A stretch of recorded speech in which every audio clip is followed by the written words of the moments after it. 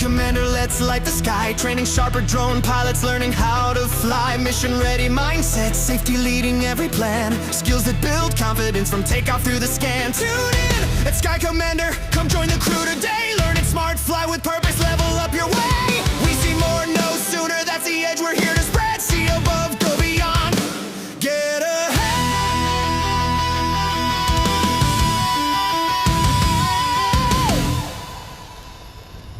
Okay, let's get started. So, I want you to picture this. A $20,000 commercial airframe is it's falling out of the sky. Oh, man. The absolute worst nightmare scenario for any operator. Right. It's falling over this active, multi-million-dollar construction site. The motors have stalled, the telemetry is totally dead, and, well, gravity is doing exactly what gravity does. Pulling it straight down. Exactly. And in the resulting investigation, when the prime contractor's legal team, the insurance adjusters, and the civil aviation authorities all descend on you, they're not going to ask about the carbon fiber weave of the chassis. No, they really don't care about that. They won't care about your dual lens 4K thermal payload or the wind resistance rating or, your proprietary battery chemistry. They are going to ask for exactly one thing: a stack of paper. Yep, that stack of paper is everything. Welcome to today's deep dive. We are digging into some really fascinating source materials from the Sky Commander Operations Manual and RPAS documentation standard. Specifically, we're looking at Season 9, Theme 9C, Episode 26. It's a dense one, but it is so critical. It really is. Our mission today is to deconstruct how an operations manual transitions from being this, regulatory annoyance, just dusty paperwork, you begrudgingly submit into literal defensible armor for a serious commercial drone operator. I love that concept of armor because, honestly, that's the only way a professional should view their documentation. I mean, the hardware itself. It's inherently a liability. A liability? How do you mean? Well, a drone in the sky is basically suspended risk. Right. Out in the field, when an incident occurs or when a high-value client starts putting on pressure that compromises your safety margins, the aircraft cannot defend your decision-making. Right. The drone can't talk to the lawyers. Exactly. Only your documented operational framework, like the undeniable paper trail of your forethought and risk mitigation, that is the only thing standing between you and catastrophic liability. So for those of you listening, whether you're, say, scaling a drone services company and trying to break into those big enterprise-level contracts, or maybe you sit on the other side of the table as a project manager trying to vet these contractors, this deep dive is for you. Yeah, we are going to expose what the source calls the client confidence gap. Right. And more importantly, we're unpacking the exact mechanisms required to cross that gap. The Sky Commander Standard builds this entire framework on a very specific philosophy. They demand documentation that is clear, credible, calm, specific, and grounded. Grounded in safety, precision, and integrity. And that means in the flight log just as much as in the air. It's a total rejection of the old way of doing things, isn't it? Oh, absolutely. The legacy approach to aviation compliance was basically a joke. You'd buy a boilerplate, 300-page generic flight manual online, slap your company logo on it, and just leave it on a shelf to gather dust. Which is completely useless when things actually go wrong. Completely useless. Yeah. A static binder does nothing. The modern standard demands a written version of how your operation actively thinks. Which implies that the operation actually has a centralized brain, or at the very least, a resilient, searchable memory. Because without it, you're really just a collection of individuals making ad hoc decisions on the fly. Yeah, and enterprise clients see right through that. When you target serious clients, utilities, global engineering firms, municipal governments, they are operating on an entirely different wavelength. They don't just walk up and ask, hey, can you fly? No, never. Because the barrier to entry for achieving stable GPS-assisted flight today is, well, it's functionally zero. They assume you can manipulate the sticks. Right. The technical execution of just hovering a drone has been commoditized. The client isn't buying your ability to hover. Not at all. They're asking a much more rigorous set of questions like, can you prove you planned this specific insertion into our airspace? Can you prove you controlled the ground risks? Exactly. Have you briefed your crew on our site-specific hazards? And crucially, when something inevitably goes sideways, can you defend the work to our legal department afterward? That is a massive paradigm shift. It means the manual has to answer 5 really hard questions before anyone even asks them. Yeah, let's break those down. First, who holds ultimate responsibility for the deployment? Second, What specific aircraft, firmware, and payload are being used? Third, what specific regulatory rules apply to this flight volume? Because that changes constantly. Fourth, how is the mission managed? Meaning, what are your thresholds for pausing or aborting the flight? And fifth, and this is the big one, what permanent records will you generate to prove that the entire operation was under control from power on to power off? I hear that, but let me play devil's advocate for a second. Let's look at this from the perspective of an operator who has been in the trenches for years. Okay, lay it on me. If I'm an independent pilot and I deliver pristine, perfectly framed, geographically accurate inspection data of a transmission tower, I have fulfilled the contract, right? Well, you've delivered the product, yes? Right.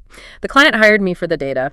So the idea that a utility project manager gives a second thought to whether my standard operating procedure has an updated revision history, it just feels a bit disconnected from reality.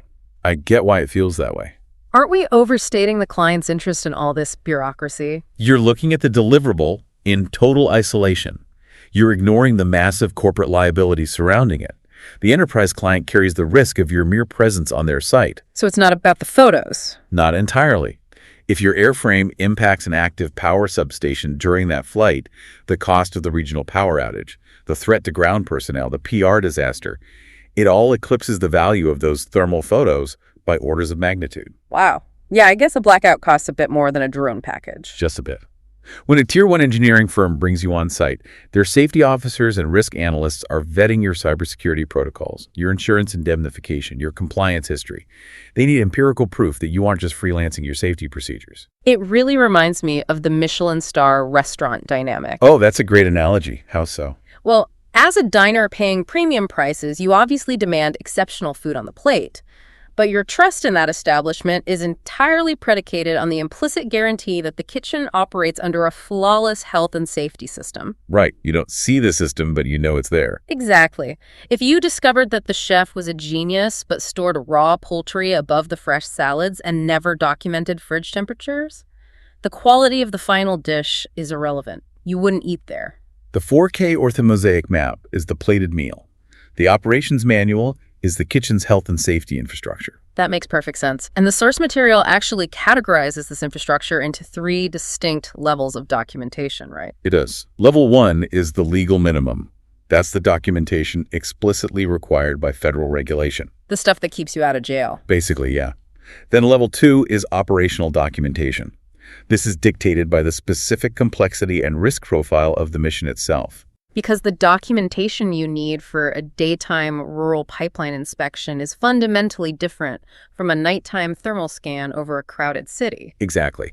Even if the baseline law covers both, the risk profile dictates that second level. And then there's level 3. Right. Level 3 is where the real separation happens.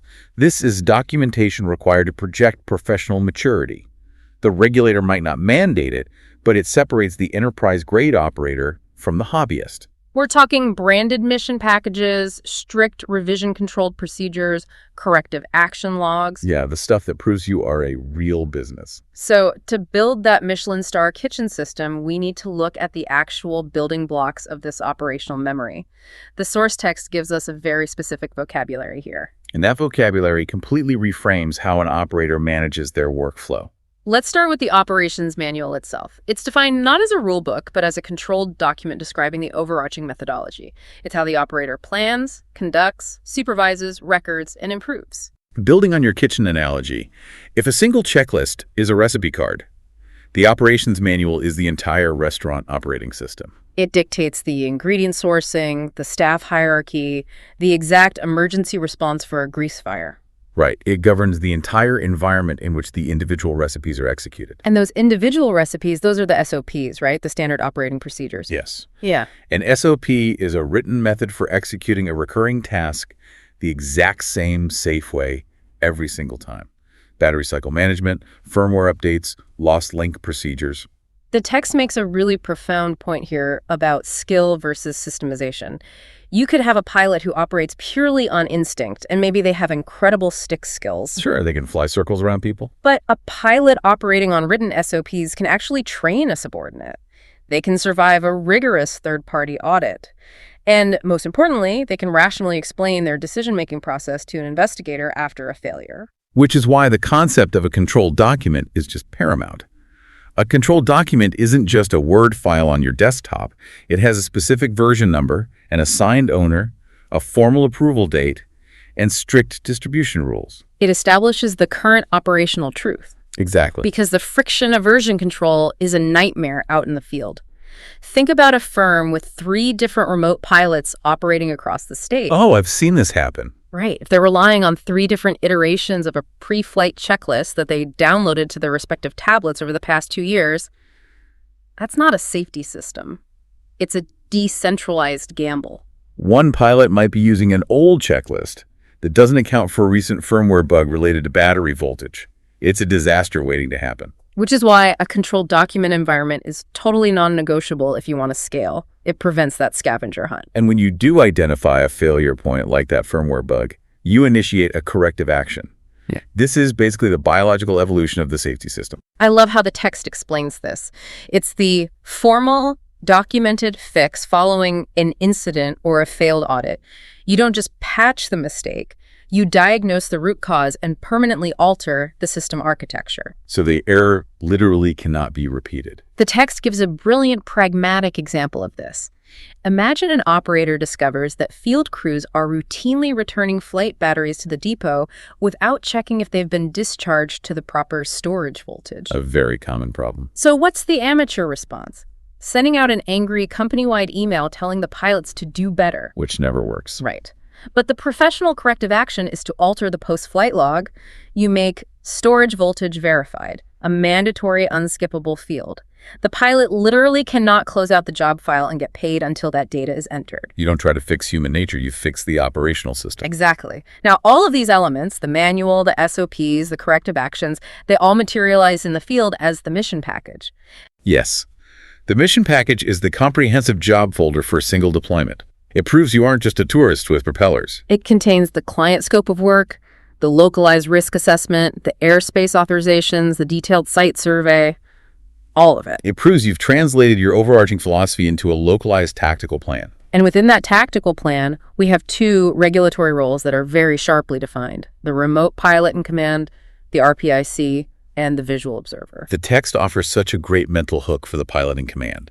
It stands for person in charge, not person I can blame later. I really laughed at that one.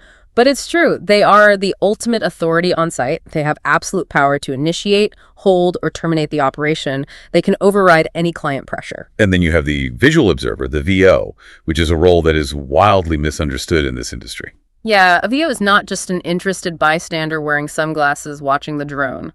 No, they are a trained, briefed crew member executing a specific, continuous safety function. They shouldn't even be looking at the monitor to check the camera framing. They need to be aggressively scanning the airspace and the ground for dynamic hazards. Right, so the RPIC can maintain focus on the telemetry and the primary flight display. It's a division of labor. Speaking of acronyms like RPIC and VO, we all know aviation is drowning in alphabet soup. The drone sector takes it to a whole other level. It really does. But the source material uses these acronyms not just as shorthand, but to decode the underlying philosophy of unmanned flight. Let's look at the fundamental distinction between UAS and RPAS. In the US, UAS unmanned aircraft system is the standard. The memory aid they use is unit and support. But internationally, and in serious enterprise frameworks, RPAS is preferred, remotely piloted aircraft system, and the memory aid provided there is profound. Really, pilots are systems. Really, pilots are systems. That forces a complete cognitive shift. It really does. It emphasizes that an aircraft is not just the physical drone in the sky. The system is an interconnected web. It's the ground control station, the data link, the payload, the network, and the human crew. So if your data link has latency, your system is compromised. Right. And if your remote pilot in command is operating on 3 hours of sleep, your system is degraded. The human is literally a biological component of the aviation system, subject to failure just like a motor. That system-wide perspective completely changes how we approach visual limitations. We operate primarily under VLOS, right? Visual line of sight. Yep. The pilot has to maintain unaided visual contact with the aircraft to manage spatial awareness and avoid traffic. But as operations scale up, We push into EVLOS extended visual line of sight, where you chain trained visual observers together to maintain that awareness. And then you reach the holy grail, which is BVLO-LOS, beyond visual line of sight. The memory aid here is beyond view, lots of systems. Because flying BVLOS isn't simply a matter of pushing the throttle forward until the drone becomes a speck and disappears. No, it is a fundamental system safety problem. When you sever human vision, the burden of safety transfers entirely to your technological and procedural systems. You become completely reliant on redundant data links, real-time telemetry, detect and avoid radar. Exactly. The source material states it perfectly. The further the aircraft travels from your eyes, the more your documentation must prove that your automated systems can think further than you can see. You can't just take a standard manual, cross out VLOS, right, BVLOS, and expect the regulator to approve it. You would get laughed out of the room. So, to manage all these variables in a dynamic field environment, operators rely on specific cognitive tools, mnemonic devices. Right, because when a pilot is standing on a high-voltage substation site, dealing with aggressive crosswinds, thermal interference, and a client demanding they launch immediately. They can't afford the cognitive bandwidth to invent a risk management structure from scratch. No, they execute the manual mnemonic. Let's break that down. M, mission scope. A, aircraft and assets. N, names, roles, and qualifications. Unusual hazards and emergency procedures. A, airspace and approvals. L, logs and lessons learned. It is an engineered process of cognitive offloading. You rely on the mnemonic architecture rather than your adrenaline-flooded working memory. And the same applies to closing out the mission, right? The record test. Roles documented, environment assessed, compliance verified, operation logged, repairs or defects noted, data delivered securely. It's all about structured thinking. And critically, the pre-flight environmental analysis relies on the site survey. SITE. Sky, infrastructure, terrain, environment. Right. Sky is assessing the airspace class and weather. Infrastructure is identifying power lines and cellular towers. Terrain is evaluating topography for launch and emergency ditching. And environment accounts for uninvolved personnel and electromagnetic interference. Let's ground this for the listener. How does something like electromagnetic interference actually dictate the pilot's actions during that site survey? Okay, so if you are conducting a site survey at a utility substation, the intense electromagnetic field generated by those transformers will severely disrupt the drone's internal compass and GPS modules. Oh, wow. I didn't even think of that. Yeah, it's a huge issue. If you don't document that hazard in the infrastructure phase and you launch in regular GPS mode, the aircraft will likely suffer a flyaway event. It'll just take off on its own. Exactly. But the site survey forces you to identify the EMF hazard, which then triggers an SOP requiring you to launch in ATI mode, pure manual control, or relocate the launch point outside the interference radius. The mnemonic literally forces the mitigation. Now, this theoretical architecture is incredibly airtight, but it collides pretty violently with regulatory reality, depending on your jurisdiction. It really does. The source text gives us a deep comparative analysis between Canada and the United States. It exposes a massive philosophical divide between explicit trails and implicit trails. Let's look at Canada first. Under the Canadian aviation regulations, specifically CR Part 9. I mean, the regulatory approach there, it's just highly explicit, very prescriptive. The documentation requirements are legislated in black and white. Right. CCAR 901.27 legally mandates a comprehensive site survey. CHAR 901.30 and 31 explicitly command that the operator's manuals must be immediately accessible to the crew, and they must be strictly adhered to. And CR 901.48 requires an undeniable permanent paper trail. Retaining the names of pilots, exact flight times, mandatory maintenance actions, it leaves absolutely no room for interpretation. You either possess the compliant manual and logs, or you are operating illegally. Conversely, the United States operates under 14 CFR Part 107, and the FAA's approach to small unmanned aircraft systems is noticeably less prescriptive regarding the creation of a massive, formalized manual. And this creates a massive vulnerability in the American market, doesn't it? A newly certified Part 107 pilot reads the regulation and concludes, well, the FAA doesn't explicitly state I need a 50-page ops manual, therefore I don't need one. They think having their certificate and their drone is all they need. Exactly. If the law just says I need to check my drone and ensure the airspace is clear, why am I spending weeks drafting a safety management system? Isn't this just Canadian bureaucratic bloat bleeding into American operations? That assumption fundamentally misunderstands the architecture of American aviation law. The U.S. framework relies heavily on implicit duty. Implicit duty. How does that work in practice? Well, Consider the actual requirements. Part 107.49 legally requires the remote pilot to conduct a thorough pre-flight assessment of the environment. Part 107.15 mandates you verify the aircraft is in a condition for safe operation. Right. Part 107.19 grants the pilot ultimate authority to prevent undue hazards. And finally, Part 107.7 commands that the pilot make all required documents and records available to the administrator upon request. So the trap is set. Precisely. The regulation may not explicitly dictate the font and format of an operations manual, sure, but consider the post-incident reality. If your drone drops out of the sky and hits a car on the highway, the FAA inspector is going to ask for proof that you complied with all those parts. How do you prove 6 months after the fact that you conducted a thorough environmental assessment? You can't. How do you prove you checked the mechanical integrity of the airframe? You cannot prove it with a verbal assurance. I looked at the sky and it seemed fine is not a legal defense. Exactly. The duties legally imposed by Part 107 inherently create an implicit documentation trail. You cannot fulfill the regulatory duty without generating the corresponding record. True professional maturity dictates that you write down the procedures you cannot afford to improvise and you record the metrics you cannot afford to forget. Furthermore, the U.S. regulatory environment is becoming exponentially more complex with the integration of remote ID. The FAA mandates that drones broadcast their identification and location data. That adds an entirely new layer of compliance management. You have to document whether you're using standard remote ID, a retrofitted broadcast module, or if you're legally operating within a FRIA and FAA-recognized identification area. It is a massive amount of compliance data that must be managed and logged. And if you look back at the Canadian model, the source highlights a seismic regulatory shift that illustrates where the entire global industry is heading.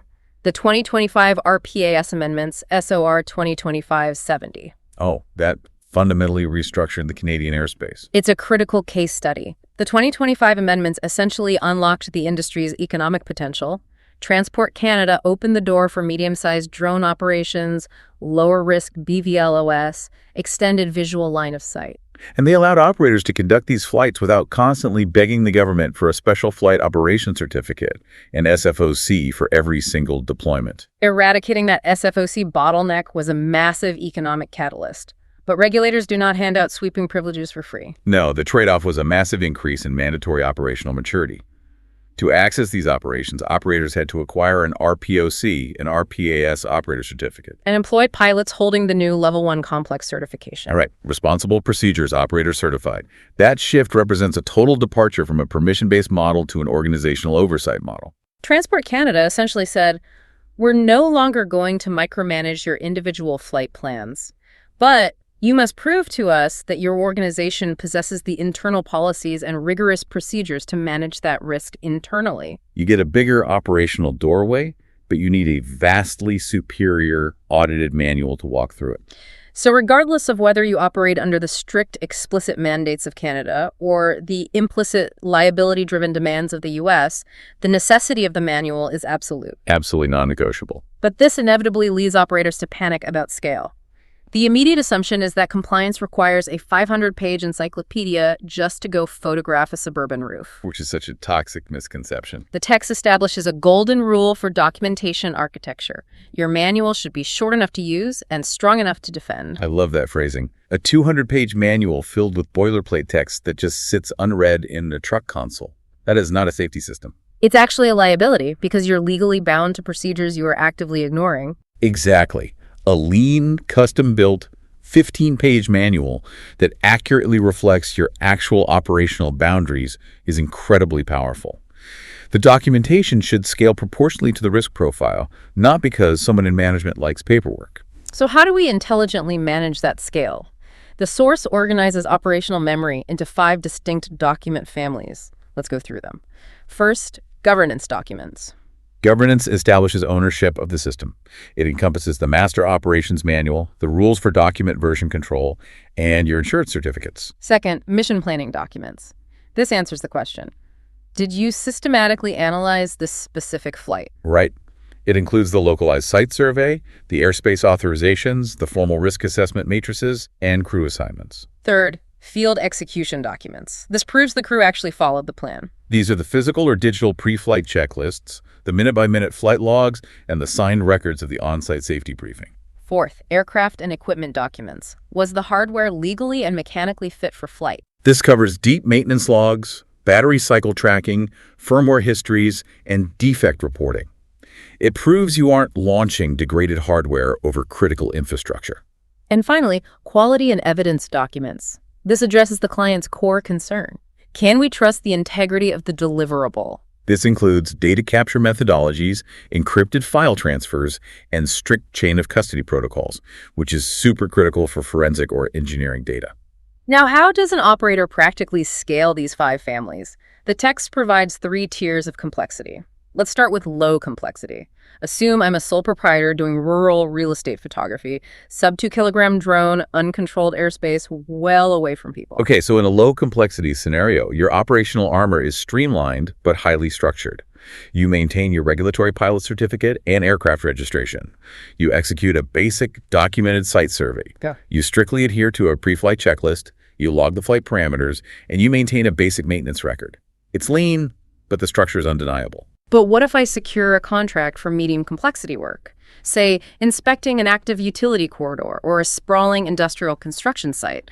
Suddenly, I'm dealing with controlled access protocols, heavy machinery. The risk profile has elevated, so the armor has to expand. You carry over all the low complexity documentation, but you introduce a formalized, scored risk assessment. You have to develop a plan for integrating with the prime contractor safety rules. Yes, and you generate formal assignments for your visual observers. You draft a specific emergency response plan detailing the nearest trauma center and your protocol for a flyaway event, and you mandate a formal, documented crew briefing before launch. And then we reach higher complexity. This is the realm of BVLS operations, flying heavy lift platforms operating over dense crowds.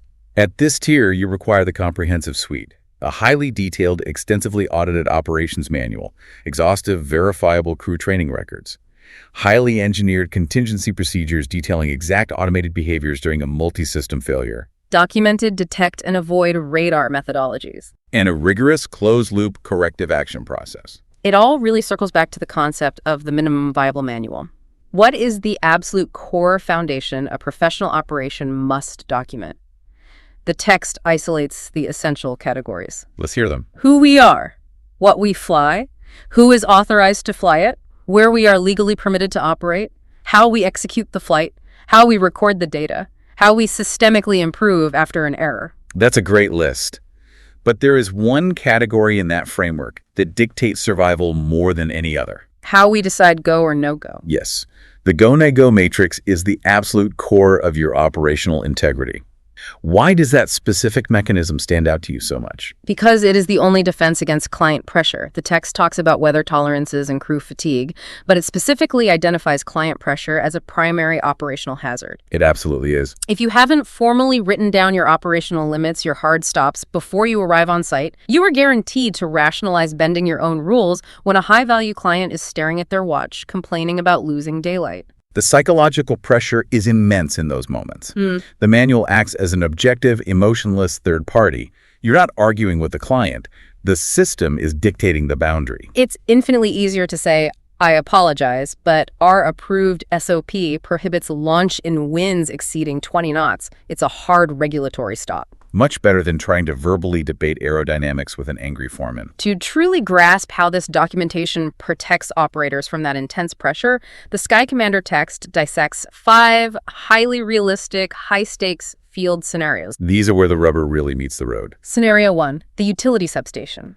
Your firm is contracted to execute a thermal inspection inside a highly secure utility substation. Days before the operation, the safety compliance officer emails you stating, please forward your operational procedure for review before we grant gate access. Okay, so what's the play here? Do you attach your massive, proprietary, 90-page master manual? Sending the master manual is a critical error. Huge error.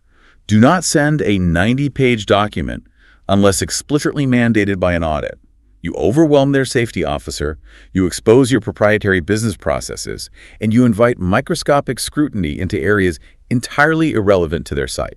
You send a tightly focused 2-page mission package. It contains the localized risk assessment, the flight volume map, and the exact SOP excerpts detailing your emergency abort protocols. And the text suggests a specific client confidence line to utilize in these communications. I love this. It's brilliant. We will maintain the aircraft strictly within the pre-planned operating volume, maintain continuous crew communication, strictly avoid overflight of uninvolved personnel, and immediately suspend the operation if site conditions degrade. It projects total operational control. Now consider scenario 2, which is arguably the most insidious trap in the industry, the quick roofs game. Oh, this one gets so many people. You're on an active, chaotic construction site with moving cranes. The site foreman walks up and says, "Hey, while you're here, can you just pop the drone up for 5 minutes and give me a visual on the HVAC unit? We don't need anything formal, just a quick look." That casual request is an absolute nightmare. Saying it's only 5 minutes is structurally identical to saying, "I don't need to wear a seatbelt because the grocery store is only 2 blocks away." That's a perfect way to put it. The laws of physics and aviation liability do not recognize the brevity of your intention. A catastrophic failure at minute 2 is just as devastating as one at minute 50. That normalization of deviance destroys operators. No. Only 5 minutes is a temporal excuse, not a risk mitigation strategy. You have to aggressively slow the momentum down. The pilot's obligation is to deploy a rapid mission card. Yes, a condensed form that forces the pilot to formally pause, verify the airspace class, actively assess the swing radius of those construction cranes, brief the foreman, and log the authorization. It breaks the cycle of complacency. Scenario 3 exposes a massive business trap, the BVLOS corridor work. A major regional utility approaches your firm and asks, "Can you execute a 50-mile continuous inspection of this rural power line without relocating the pilot?" And for a growing business, the immediate instinct is to say, absolutely yes, we can start next week. But the text vehemently warns against letting commercial enthusiasm override regulatory reality. You must respond with a regulatory classification analysis first. Before you discuss pricing or timelines, you have to lock down the specifics. What is the maximum takeoff weight of the sensor platform? What airspace classes does that 50-mile corridor intersect? What's the population density? Do you even possess the necessary FAA waivers or Transport Canada SFOCs to execute this? Because if you enthusiastically commit and then weeks later have to admit to the client that your standard VLOS manual doesn't legally cover the operation, you have permanently destroyed your credibility with that enterprise client. You can't just stretch a local operations manual over a 50-mile corridor. No. Scenario 4 is a situation almost every working pilot has faced. The hard landing yesterday. Oof, yeah. During a complex operation the previous afternoon, the pilot misjudged a crosswind and clicked the landing pad. The drone tipped over violently. The pilot dusted it off. It looked perfectly fine, and they packed it away. Today, there's a massive, high-paying inspection. Can they launch? "It flew fine last time" is not a recognized maintenance procedure. That line from the source is devastating. It really is. You are legally and ethically prohibited from launching until serviceability is empirically confirmed. You have to pull the maintenance log, record the tip-over event, systematically inspect the propeller hubs for microfractures, test the gimbal motors, Analyze the battery telemetry, consult the manufacturer's guidance, and formally, in writing, return the aircraft to service.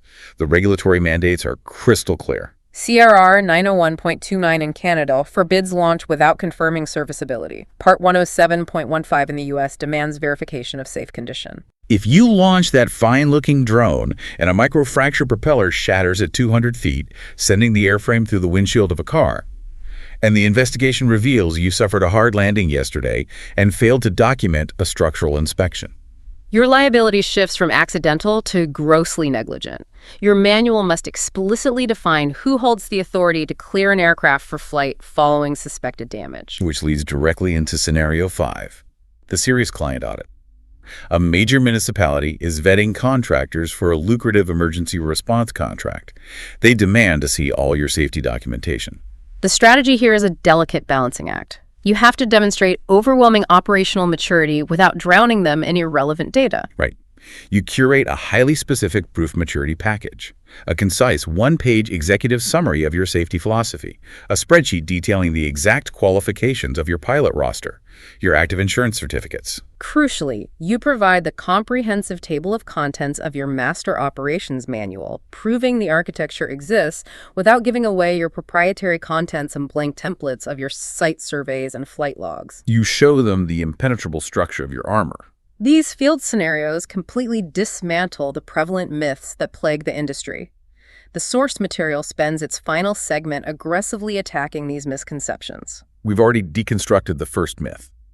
If the law doesn't explicitly force me to write a massive manual, I don't need one. We know that's false due to implicit duty and liability. Myth number 2 is equally pervasive. The checklist is the manual. This is a fundamental misunderstanding of systems engineering.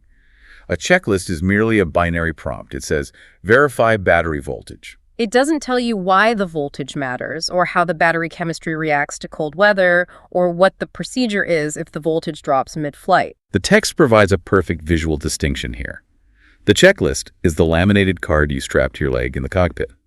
The operations manual is the entire flight school that taught you how to read the card. That's a great image. And the third myth, clients only care about the data. As we discussed, an enterprise client views the data as the baseline expectation. They care intensely about contractor risk, regulatory compliance, and indemnification. Your 4K deliverable might get your portfolio noticed. Your meticulous documentation is what actually gets your contract approved by legal. To organize all this information, the source introduces the 3 binders mental model. You don't necessarily drag 3 physical binders onto a dirty job site, but conceptually, every piece of operational memory must fit into one of 3 distinct phases. Before flight, during flight, and after flight. Right. The before flight binder contains your foundational planning, risk assessments, airspace authorizations, crew duty assignments. The during flight binder contains your active execution data, tactical checklists, telemetry logs, and crucially, any documented deviations from the original plan due to changing weather or hazards. And the after-flight binder is your quality control, data management, defect reporting, post-mission debriefs, and corrective actions. If a piece of paperwork doesn't cleanly slot into one of those 3 phases, you must rigorously question whether it belongs in your system at all. Which brings us to the ultimate crucible for any commercial operator, the future investigator test. This is the absolute gold standard. The text poses a really chilling question. Could a hostile third party reconstruct your exact mission 6 months after the fact without ever relying on your memory? It is the ultimate stress test. Human memory is terrifyingly fragile. It degrades rapidly under the stress of an incident or just the passage of time. If a federal aviation investigator or a hostile corporate lawyer asks you 6 months from today, was that specific flight over the substation legally compliant? Were the ground personnel properly briefed? If your only defense is to stammer, well, I remember looking at this guy and it seemed fine and I'm pretty sure I told the guys to stand back. Your system has a fatal hole. Ink does not forget. Digital logs do not panic. Exactly. For everyone listening, whether you fly the drone or hire the person flying the drone, these operational tests are how you guarantee you are not building a business on hope, luck, and duct tape. Documentation is not a museum piece. It's not an artifact you hastily construct to satisfy an auditor. The documentation is the work. It satisfies the strict regulations of CAR Part 9X in Canada and the rigorous implicit requirements of Part 107 in the US. It is the only bridge across the client confidence gap. I want to leave you with a final thought to mull over. Building upon the deep psychology embedded in this standard, consider the sheer cognitive load of piloting a drone near a massive cellular tower or threading it through the skeletal steel of a construction site. You're fighting turbulent crosswinds, managing severe radio frequency interference, watching out for people on the ground. If you have not meticulously written down your emergency contingency procedures beforehand, if you haven't memorized your SOPs for a lost link event, your brain is attempting to execute 2 massive conflicting jobs at the exact same millisecond. It is trying to physically manipulate the flight controls to save the aircraft, while simultaneously trying to invent a complex safety plan out of thin air. And human neuroscience dictates that when the brain is flooded with adrenaline and cortisol during an emergency, executive function violently shuts down. You default to your lowest level of established training. Writing it down in a rigorous operations manual doesn't make you a bureaucrat. It literally, physically frees up your brain's processing power so you can be a highly present, vastly safer pilot in the exact moment everything goes wrong. The paper does the remembering, so you can dedicate 100% of your cognitive bandwidth to the flying. Take a hard look at your own professional frameworks, whatever field you are in. Ask yourself if your daily operations would survive the future investigator test. Because out in the field, when the sky falls, that paper trail is your only real armor. Thanks for joining us on this deep dive. We'll catch you next time. That's a wrap on today's mission, Commander. See above, go beyond, get ahead. For more training, tools, and intel, head to skycommander.ca. If you learned something new, share it, subscribe, and leave us a 5-star debrief.